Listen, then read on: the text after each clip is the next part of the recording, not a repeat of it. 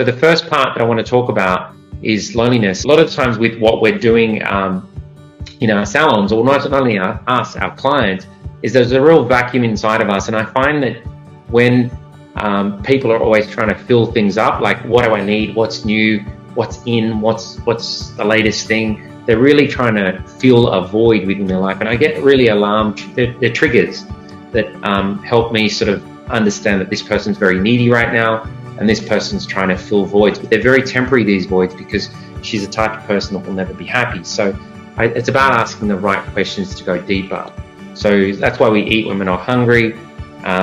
We buy things when we really don't need. We watch TV series, all to avoid suffering, because we're trying to get away from ourselves. This is why we consume so much. I always come back to, when I find myself like this, or when I'm around clients like this, is I really practice my breath mantra to stay within inside myself. So I say things like, the air is cleaning my mind internally, count 4 seconds, and as I breathe out, I release all the tension from my body. And that's what I say to myself, it's my internal dialogue. But mostly when I breathe in, the air is cleaning my mind. It's what I'm telling my body. And when I release all the tension from my body is what I'm telling my mind as I breathe out. So this is communication from our mind to our body. So it's a practice of freedom. And I think when you practice this, every time you feel like your system's getting hot, always come back to your mantra of breathing. You've got to cool it down and you've got to be calm, because our best self is when we're calm and we're being really at one. Compassion. Loving ourselves or loving yourselves is the basis of compassion. Compassion arises when you understand your suffering. It's a beautiful practice of awakening. When you're listening, you're producing more compassion inside yourself. You're always protected with compassion. So I challenge a lot of people in my life, but I do it from a place of compassion because I'm interested. Therefore, I don't get attacked. But if I come from an egoic place where I feel like I know more than someone, then I've got to be prepared for the ramifications for that, because I'm coming from an egoic place. So deep listening. Deep listening is we have to seek to understand to be understood. If we understand our client's suffering, we can help them. From now on, I'd like you to think or say to your client, if your client's talking to us and your client's going down a path, okay, and it's down a path that you're not comfortable with, all you have to say is, I want to understand you more. That's a redirection question. If you find your client is not answering your question, throw this word in, and this will allow the gate to open for you to get deeper in understanding them. Because for me, I have some real challenges in my life, and I'd like to go deeper. Is it me reflecting myself onto that person, and I'm not liking what I'm seeing or hearing because there's something in that person that I don't like about myself? Or is it clearly this person's projecting onto me their life pain, and usually comes from pain and trauma? So there's a lot of questions, but with this, I'll help guide you through it. So when we listen with compassion, our clients are open to share. Deep listening is a wonderful practice that will change your life. This has changed my life. It's made me connect with some amazing people that have then helped my life, improve my life every single day. One of my favorite topics is loving speech. So if you speak through your heart, love is always in your voice. This comes down to self-love, the ritual that you say to yourself in the morning and at night, when you go to bed, when you wake up, what's your routine, and that's part of your habits. If your habits are constantly telling us what we're not good at, what we didn't do right, and the failures that we've done in life, then you're not going to speak through your heart, you're going to speak through your mind, and then your monkey brain will just go off in terms of telling you all the negative chatter. But this is about what's going on in your head. I always channel through my heart because it's my most pure source of life. So I always feel through my heart, think through my heart.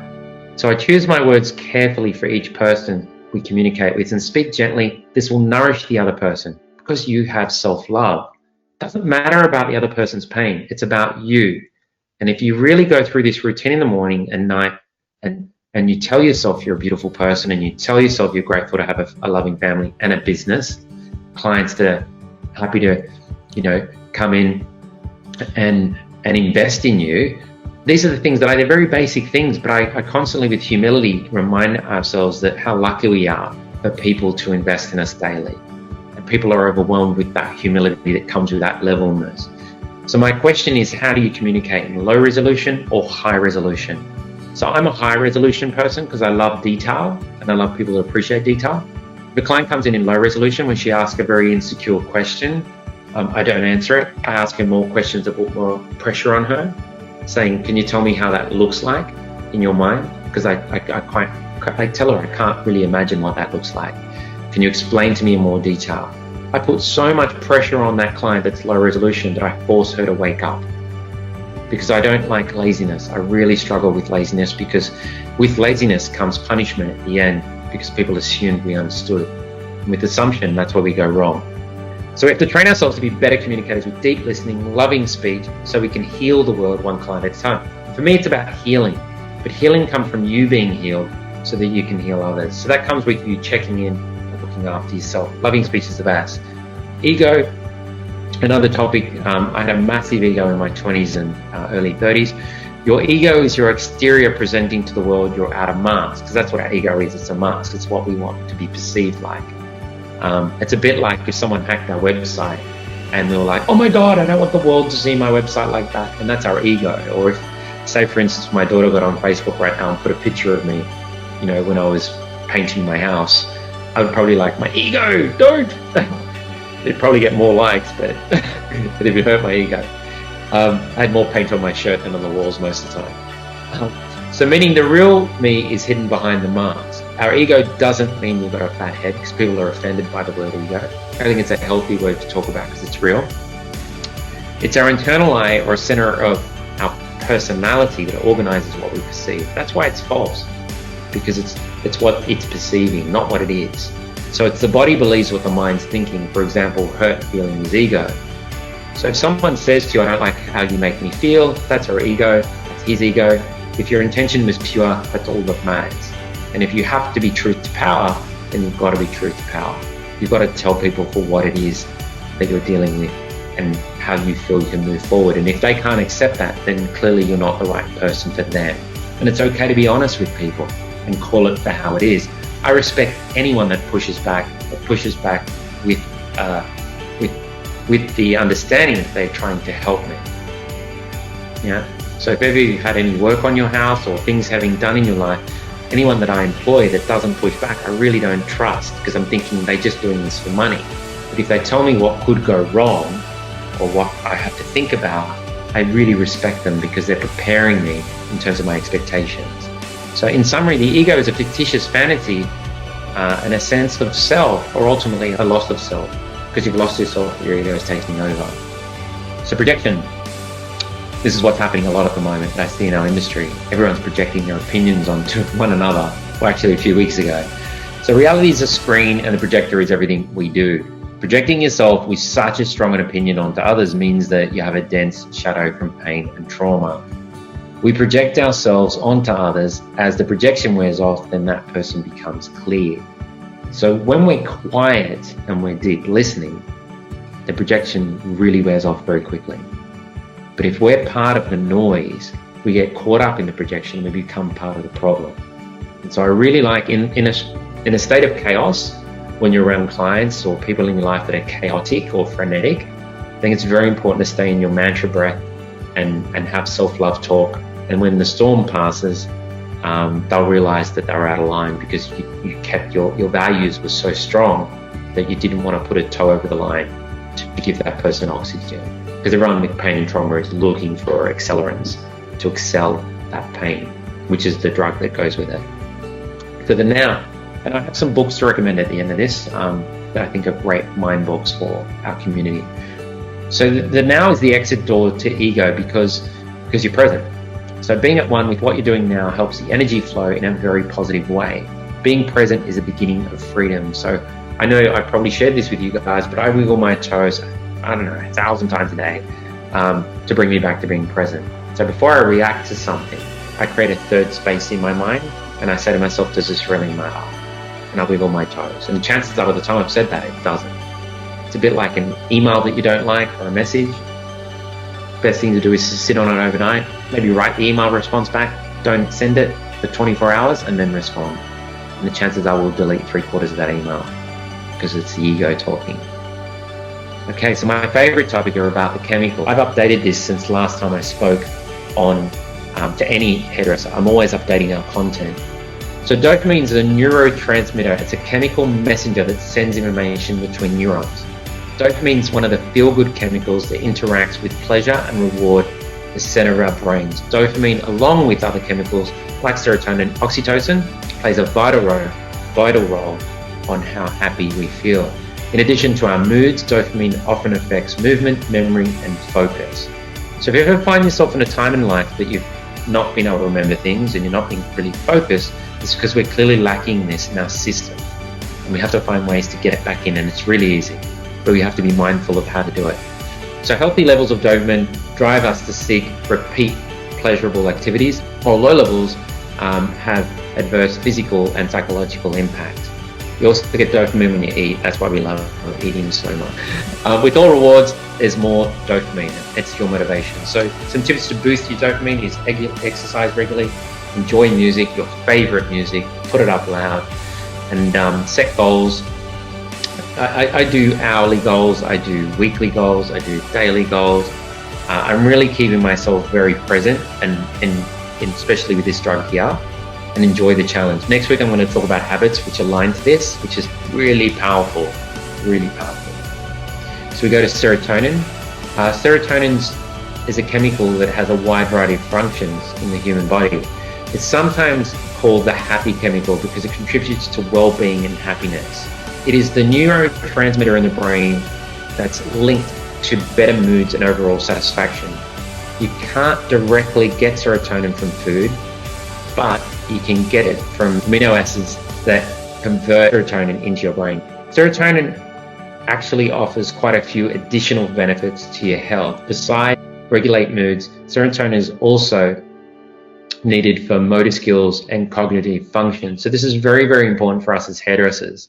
Dopamine brings positive feelings based on action. Serotonin, on the other hand, functions as a mood stabilizer. A deficiency in either serotonin or dopamine can negatively affect the overall mood and happiness. So it's pretty important in our lives. So bright lights in your salon are very, very important.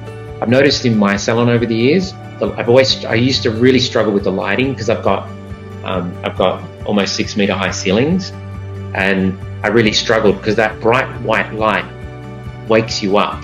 But what it's doing is I realize it's giving you the serotonin of making you feel good versus being in a room that's slightly dark or moodier impacts your mood. So bright lights, sunlight, supplements are really important, and remembering happy events. So that's why I often start each appointment at the last appointment with a photo of the guest, of her smiling. So I've got my iPad out, yeah? And if I'm with someone that's a little bit prickly, I'll start the appointment saying, "Hey Mary, this is the last experience we had. You look pretty happy. How's the reaction, from your community?" And I start off with something very positive, but she's seeing a photo of herself looking really happy, and that's a great way to start with someone that you feel is going to be a little bit brittle, a brittle spirit. So oxytocin is my favorite drug. Oxytocin is obviously, at the top here I've got, it's not bad manners, it's low oxytocin. This is for the client that walks in that's again a little bit further in terms of a bit of a even brittle spirit. Someone that's really obnoxious and quite rude, someone that thinks that they're the smartest person in the room, and we'll attract them at least once a week. We always get one client that comes in that thinks that they're more important than everyone else, and it's just a lack of love and a lack of leadership in their life, that they've got no trust. So oxytocin is a hormone that also acts as a neurotransmitter in the brain. Some popular media have incorrectly labeled it as a love hormone because it's associated with good feelings and emotions. A color is not working and everyone comes together to fix it. It's not fun. We all come together and make it work, and it's special. That feeling is oxytocin. So it's all about love, trust. We rely on each other, and it's about the relationships, the bonds that you form, and the teamwork if you're working with a team. It's about human contact such as hugs, high fives, handshakes. I give most of my clients hugs and handshakes. In this pandemic, you obviously can't. I go to walk up to people, I say virtual hug, can you feel it? And the little things that make me feel connected, because we're in the connection business. Oxytocin gives you empathy, that's why it's very important.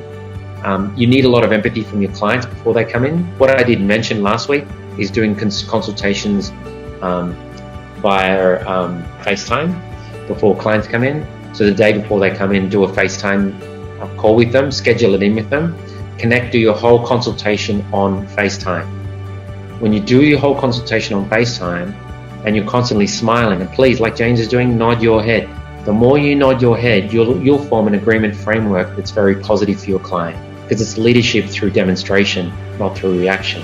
So you have to lead and you have to smile. Even if your client's brittle, you have to laugh, smile, because you've got Teflon. You're not going to absorb someone's projection because your world's bigger than theirs. And I think sometimes people are coming from a place of smallness. We don't have to go down to that level. We have to make them wise and help them to our level of clarity and self-love. So if you're seeing lack of empathy, then we have to really help them in terms of giving them that sense of connection through the bond of all that I've just walked you through.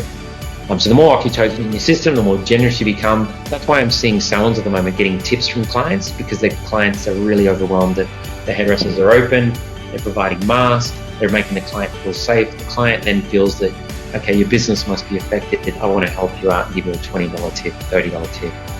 I'm hearing stories in America, $250 tip, because people see that they're dramatically affected as a business. So some tips to boost your oxytocin is give away money. When you see someone in need, give them $5, give them $1. It'll boost you up. Being trusted, laughter, taking a walk, calling someone that you love, and listening to smooth music. So as soon as someone comes in your space that's brittle, straight away get on peaceful piano. It's my favorite playlist, especially for older clients. Seriously, grumpy older clients will change within 2 minutes. They'll go, wow, I love this music. I love it. And they go off. And you're like, okay, great. Let's move on. So cortisol is the worst drug on the planet, the one that I'm very passionate about talking about. Cortisol is a hormone which is mainly released at times of stress and has many important functions in your body. It's a feeling of stress and anxiety as it initiates fight and flight mode. The feeling of tension when you're not sure what's going to happen, and that's why we're anxious and stressed. Cortisol is an oxytocin inhibitor, so it kills all the good work that you've done. So it's like a bank balance. It's what you choose to withdraw or deposit is entirely on how you manage your system. So I always protect my bank balance in terms of energy. As I get older, you have less energy. So cortisol, it doesn't want us to be empathetic when we see danger. Like, we're crossing the road and we go, is that a car? Is that a blue car? Is that a grey car? Because we'll be dead. It wants us to stay alive, makes us unbelievably selfish and paranoid and stressed and tense. So when I hear someone being all of these things, selfish, paranoid and stressed and tense, I know they've got a lot of this in their system. So it's not a conversation I want to have. And there's a great tip at the end of this slide that I'm going to give you that will linger with you for a very long time that relates to this. High cortisol levels can lead to brain fog and anxiety, depression and mood swings. Brain fog means that if she's stressed and you're talking, she's not listening. And that's why in 2 days' time, she'll ring up and say, no, I didn't agree to this, because she had brain fog. Cortisol turns off our immune system. It's not supposed to stay in your system. And when you have low-grade cortisol in your system, it leads to disease. So that's why I'm very passionate about talking about this. So how to get rid of cortisol or reduce it is exercise, meditation, listen to your music, dance, love a good dance, just don't have the opportunity much anymore. I play with our animals. Animals are so good. So we watch comedies, we laugh a lot. So yeah, limiting alcohol, limiting caffeine is really important when you are stressed. I'm not saying forever, just when you're stressed. So if you can control your emotions, you can change your life. And that's what this is all about. This is, to me, hairdressing is a lifestyle. You owe yourself, this is really important, you owe yourself the love that you so freely give to other people. We will care about everyone else. We have to put ourselves first. It's really important. There's 4 different images, but the same person, same dress, same night. Very, very important. All that's changed is the lighting. Whenever you're doing a blonde, this is how I start the dialogue with a blonde. I ask her to recognize what the difference is in the photo. She won't pick it up, but you have to direct her. But really challenge her, especially if she's an alpha personality that thinks she knows more than you. What we have to educate her is there's 4 different lights on her, same color. So how does that change the color? Well, the light changes color. So you have to be intelligent. When you go home, she goes home, she has to be aware that her color is dictated by her light in her bathroom, her light in her living room, and the light outside. You have to be honest with her and tell her what light's in your salon. Is it a cool light, natural light? Is it daylight? Is it warm? Because her color blonde will change. and she needs to know that we're all governed by light. And I learned this in photography. We're doing shoots. From changing the lighting, the whole shoot changes. So you can see on the left it's darker, and you see on the right how hot it is at 12 o'clock midday. So just let her, if she's outside and it's the middle of the day, it's going to look pretty hot because it's peak sun right above. If she's in a bathroom and it's cool light, it's going to look pretty ash. So she won't call you now complaining about a blonde. She'll ask the question, is it my light? And that's because you've educated her before the problem. And that's where I like to talk a lot in hairdressing about, let's be proactive, let's over-educate so we don't have to actually spend nights sending emails or getting back to people. So education is key. So this is a great slide. You won't let this happen to your phone, so don't let it happen to you either. Self-care is our priority, not a luxury. So self-care is so important. And I love this graphic. When I saw it, I just thought this is so right. We have to put ourselves first and not let us run out of battery. And know our limits. Through this pandemic, you may say to yourself, I'm going to do 6 clients a day. I don't need to do 10. But those 6 clients are going to stay with me for life. I'm going to look after them so well that they're going to invest in me. They're going to come in more frequently because I'm going to make them feel better than anyone makes them feel. And you'll have the time to do that. So that's why I learned in my price bracket to really focus on the time is luxury and being present with your client, not being in a production line where clients feel like it's just another sale. Transformation, this is my favorite. So we're in the transformation business. It's 360 degrees, why stick to one? This is the same face, different hairstyles. So that's up to you as a visionary. What you see to what others see is any version of this. And that's what I love about hairdressing. It's about tapping into and unlocking potential and really deep looking into that person and saying, I believe you will suit this style for this reason, for this season, where you're at. A lot of elements, but you've got to have energy, you've got to have passion, but you've got to have vision.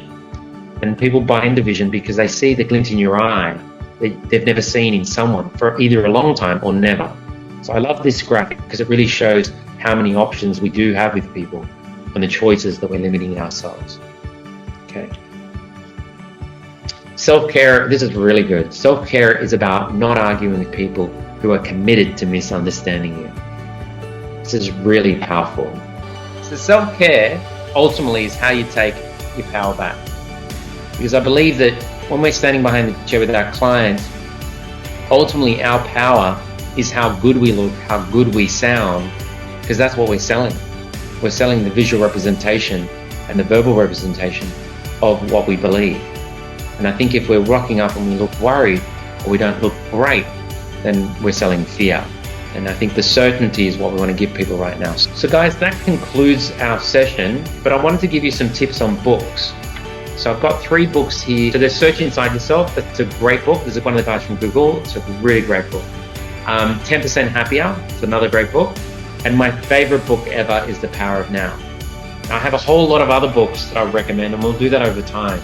But I just feel like The Power of Now is probably the most profound book. I've read it many, many, many times on my trips to Melbourne and Perth.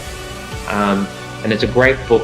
And Eckhart Tolle talks about this too shall pass, and I really love that because nothing's really permanent unless you make it by your thinking. Is everyone happy?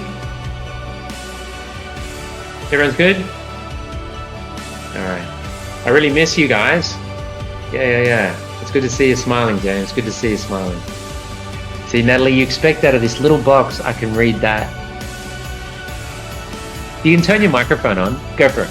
It's my 19-year anniversary with my husband today. We forgot. Oh, I was going to say you put this in front of that, and I'm in trouble for... You could have played me. No, I asked him, is it okay? It's all right. I might have had a wine or two with him, but it's all good. Oh, good. Well, happy anniversary to you too. All right. Okay, so we're going to do it next week again at 8 o'clock. But again, if you've got any questions that you want to ask or you want me to talk about, just email me before, probably 3 days before. My emails are dario@dcieducation.com. Again, if you're down, play that video. Just what it does to your soul. It really lifts you up. It was very talented. And we'll put the books on email tomorrow. And again, Friday night with Emiliano at 8:30 on Instagram, and it's good to see your faces. All right. We'll speak next week. Okay. Ciao, guys. Ciao, James. Ciao, Nat.